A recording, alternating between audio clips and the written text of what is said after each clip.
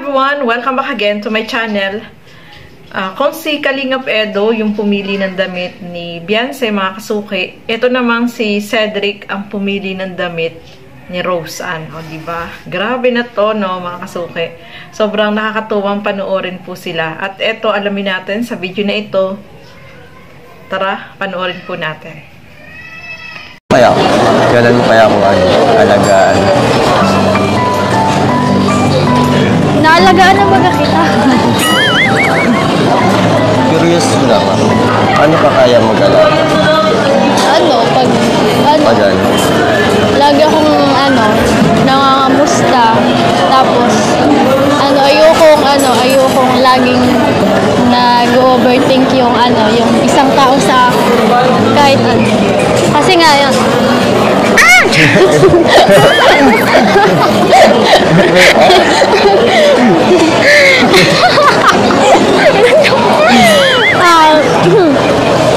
Tapos, gusto ko lagi siyang busog laging busog sa mga magkasama kami Gusto ko lagi kaming kumakain, yan. Tapos, tsaka alaga ko dun sa pagmamahal siya. Laging kumakain, tataba na tayo. Ganun yung gusto ko Tsaka same vibes lang. Tapos, same vibes man tayo.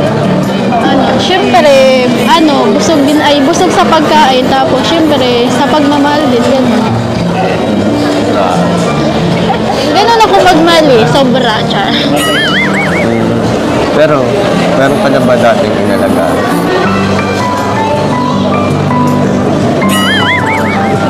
Ikaw ba? Ha? Ikaw ba? Ba't mo pinasa sa akin yung tanong? Pero meron na. Nasa nasa Brian sa alaga. Bakit naman nasa bahay? Ha? Talagang pag sobra talaga, masama. Naghahanap ng iba. Ha? Naghahanap ng iba. Grabe naman talaga itong dalawa, no? Nakakatuwa, no? Silang dalawa, mga kasukay, mga kalingap. Kasi si Cedric, nagtatanong siya kay Rose Ann kung paano daw siya mag-alaga. Paano mag-alaga itong si Rose Ann, no? Cedric, ligawan mo na si Rose Ann para malaman mo kung paano siya mag-alaga, no? So, sinabi naman dyan ni Rose Ann na gusto niya busog ng pagmamahal. At syempre, busog sila sa pagkain. O, diba? So, nakakatuwa silang panoorin ng mga kasukay, mga kalingap. Etong si Cedric, medyo may pagka-seryoso na, din naman siya, nakakapagpangiti rin naman siya sa atin. Tapos si Rose Ann, sometimes naman is seryoso, tapos yung biglang, yung magjo-joke siya. Yun, bagay naman silang dalawa ng mga kasukay, mga kalingap. At nakakatuwa sila tingnan, no? Bagay naman po sila. Yung mga, Ced Rose, di ba? Bagay naman sila.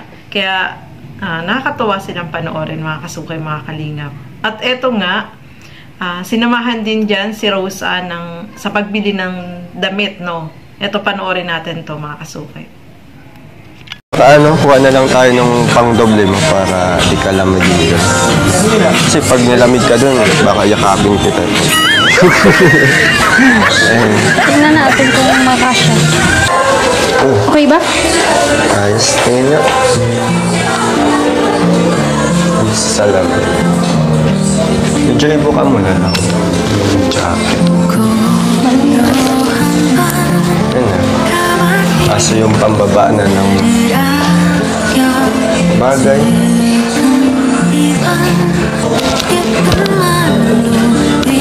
Yan. Ayos. Ang ganda na. Gumanda ka lalo. Wait, tatak. Okay lang yan. Gumanda ka lalo. Sabi, ang ganda. So, ayan po, no? Ang bagay kay Rose Ann yung damit niya, no? Magaling pumili itong si Cedric, no? Bagay na bagay. At tamang-tama sa katawan ni Rose Ann. Siyempre, binilhan din siya ng sapatos, no? Si Cedric din yung namili dyan, kasama si Kalingap Rob. At eto pa, siyempre, nandoon din po itong sila Melka at saka si Eden, no? Ito, panoorin natin. Eden, Melka and Eden. Ayun. sakto. Ayun, ang galing. Okay na. So, ayan po. Okay na daw. Ano, okay na? Diyan din po si Melka at saka si Eden yun. Maganda rin yung napili nila, no? Maganda yung damit at bagay naman sa kanila. Ang black kasi yung motif nila. Kaya makikita nyo naman, puro black, no? So, maganda yung napili ni Kalinga Prab para sa kanila, di ba? So, eto, panoorin pa po natin. Melks, kumusta ka, Melks? Kumusta? Tapos na yung ano nyo? Exam? Ano po? Ayun. Tapos na ba yung exam? Oh. Bakasyon na.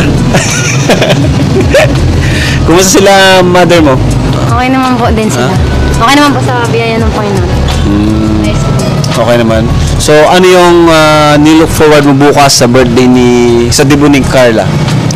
Ano yung ina-expect mo na mangyayari? Masaya po. Tapos syempre unexpected kasi birthday ni Carla. So, di namin alam yung mga mangyayari. Pero, sa tingin ko sobrang saya po kasi magkakasama na naman ulit. Oo.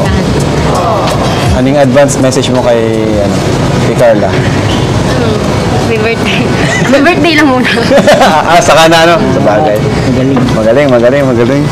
So, ito naman si Eden, kasama din natin. Kasi silang dalawa, same sila ng lugar. Saan sila nakatira. Kaya sabay sila punta dito. So, Eden, kumusta ka, Eden? Okay lang naman po. Tapos na rin yung exam nyo? Tapos na rin po. Tapos na rin. Kumusta naman sila mama mo? Ayos naman po. Si Papa po ay wala dyan sa bahay. Wala? Bakit? Kasi marami naghahanap sa'yo at gusto kong kumustahin. Anong gusto mong sabihin sa mga viewers na naghahanap sa'yo? Bira lang din po naman na makapunta ka kala Kuya Rob. Pero inaano naman po. Try din naman po na makapunta. Tapos salamat din po sa inyo. Kasi hindi ko naman po alam na may nakakamiss sa akin. Ha? May? Oo. Hindi mo alam na?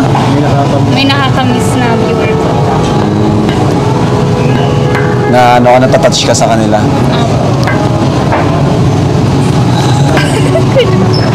Thank you po sa inyo.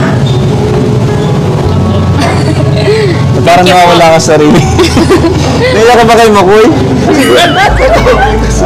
So mga kasukay, mga kalingap, may napansin si Kalinga Prab dito kay Eden, no? May pagka-misteryoso daw.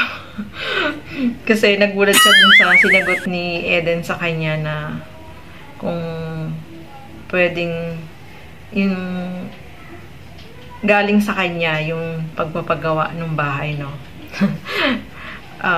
Eden, masasabi ko lang sa iyo is mag-aral ka muna, no? Makakamit mo din yan, no? Na yung sarili mong pinaghirapan, yung magagamit mo sa pagpapagawa mo ng bahay, no? Sa ngayon kasi, kita naman natin yung sitwasyon nila, mga kasukay, at talagang kailangan po nila ng bahay, no?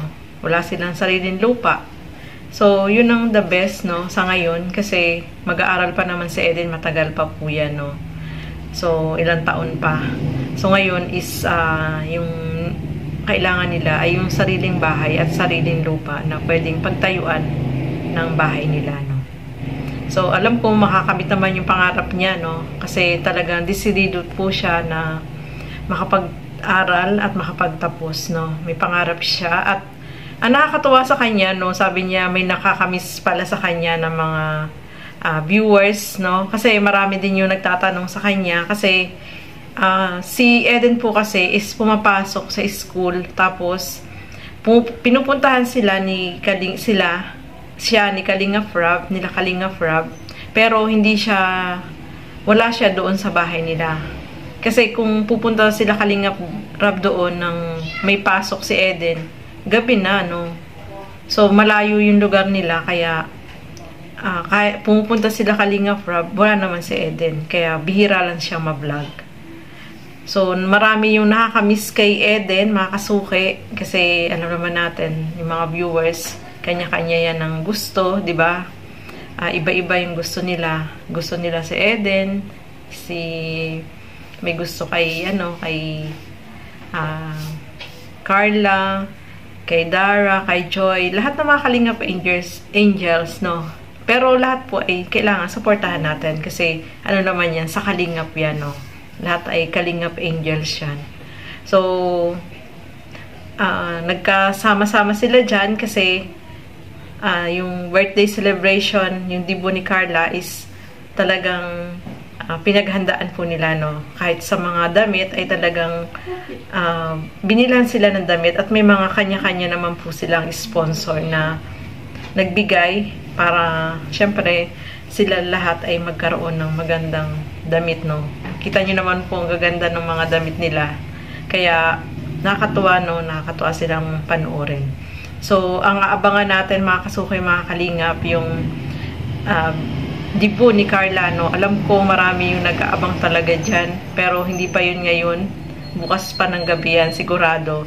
At wala pa tayong makikita ng mga posts, mga picture, kasi may rules na kailangan sundin yung mga attend sa dibo ni Carla, no? Na hindi mo na pwedeng mag-post ng mga picture, hindi mo na pwedeng mag-upload ng mga videos hanggang hindi nakakapag-upload itong si Kalingap Rob o kaya si Kuya Bal. So, alam naman po yan ang rules ng mga charity vlogger. At alam naman natin kapag sumuway ka sa rules ay meron niyang karampatang may warning po yan, no? Kaya sumunod na lang, no? Para hindi magkaroon ng problema. So, ayan mga kasukay, mga kalingap. Sa malamang at malamang ay bukas pa natin makikita at mapapanood yung dibo ngayon. Kasi ngayong araw yung dibo. Ang start ata nun is 5 o'clock, no? Ngayong hapon. Pero bukas pa yan natin mapapanood ng gabi. Baka i-premiere yan ni Kalingap Rob. Kaya bukas pa tayo kikiligin at malalaman natin kung ano yung mga ganap sa dibo ni Carla. So, ayan, hanggang dito na lamang po muna. Maraming salamat po sa inyong panonood at lagi po natin suportahan Bal Santos Matubang, Kalingap Rob, Ate Edna Vlogs at support po natin si Kalingap Edo. At sa lahat ng mga Kalingap partners, support po natin at yung mga Kalingap reactors, support din po natin. So, hanggang dito na lamang po muna. Keep safe everyone. Thank you for watching. Mabuhay po tayong lahat. Bye-bye!